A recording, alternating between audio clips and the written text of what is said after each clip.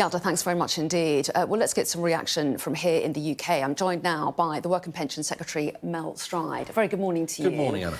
We will talk about some domestic issues in just a moment, but first, of course, I want your reaction to the news of this suspected Israeli strike in Iran overnight. What do you make of it?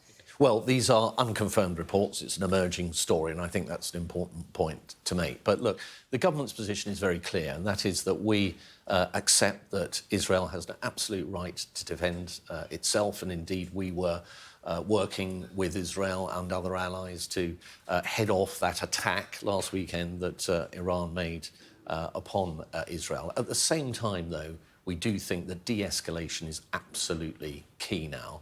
And our message to all in the region, including Israel, is that de-escalation is really important. The Foreign Secretary currently is in Italy speaking with his G7 counterparts, and they will be very much focused on exactly that.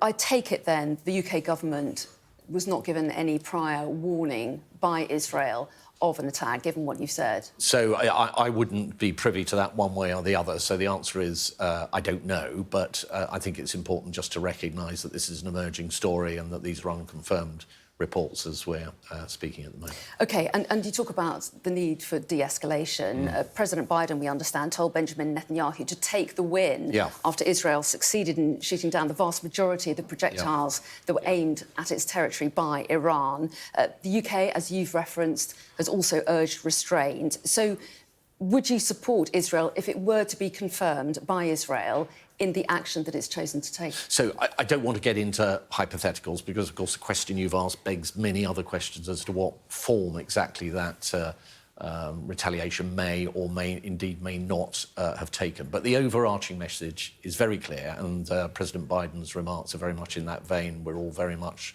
in the same place on this, and that is that de-escalation now is absolutely key, and that's why the Foreign Secretary is meeting with other G7 counterparts at the moment to focus on exactly that.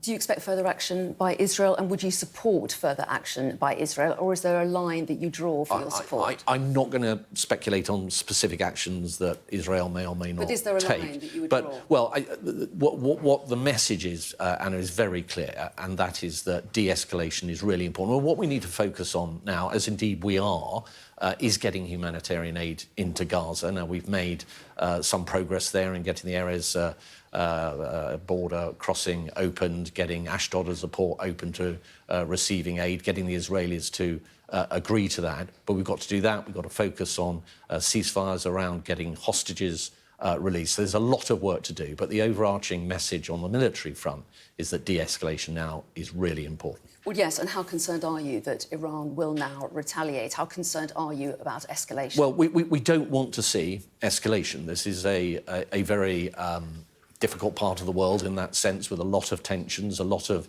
possible scenarios which are not good going forward. Key to avoiding those kind of scenarios, as I say, is across the piece now, de-escalating. It's a message for Iran, it's a message for Israel.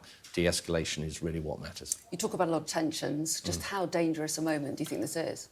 Well, there is no doubt that since the Cold War, we live in a more dangerous world. We've got the Ukrainian war, we've got issues around North Korea, we've got the issues in the Middle East. What our country, with our soft power and our presence in the world, with our allies, I think is very good at, is to doing what we can to diffuse tensions where they are occurring. And so, as I say, in the case of the Middle East and Iran and Israel, we are very firmly engaged in counselling de-escalation and moderation at this particular moment. Well, clearly that is the main story of the day. But while we've got you here, let's just turn to domestic matters for a moment, because I know that you want to talk today about what the Prime Minister is announcing, and this is him promising to end our sick note culture. What does that mean, and what's the government going to do about it? So what we know, Anna, is that we have a rising instance of mental health-related long-term sickness and people going on to those long-term benefits. We have 2.8 million people on those benefits. In many cases, there is a better outcome than that, and that is that those people are given treatment, but equally they're held within the workforce, or they're introduced to jobs that get work, because we know that people that are in work have better, particularly mental health outcomes than those that are out of work. So where the fit note reform comes in is, at the moment, If you go to the GP and you say you're feeling a little bit depressed and you are signed off, in 94% of occasions, a box is ticked that says you're not capable of any work whatsoever.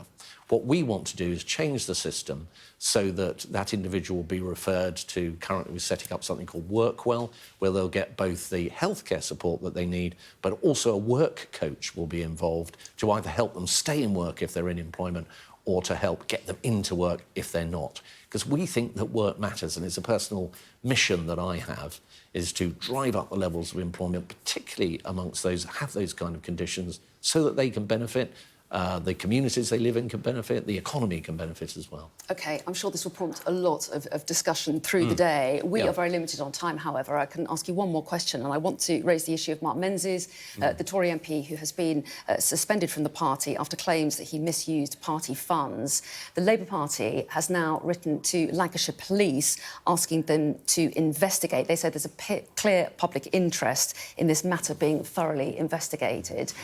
Do they not have a point? Are you referring the matter to the police? Well, this matter is being thoroughly investigated. Not by the police, though, is it? Well, that remains to be seen. I mean, the fact that the Labour Party have written to the police is maybe a fact, but it doesn't mean the police are investigating. But let's see where that goes. But the important point that I'm making is that we are investigating that. So Conservative HQ is looking now very closely into the circumstances around the various reports that have been made, and the whip has been removed from Mark Menzies in the meantime.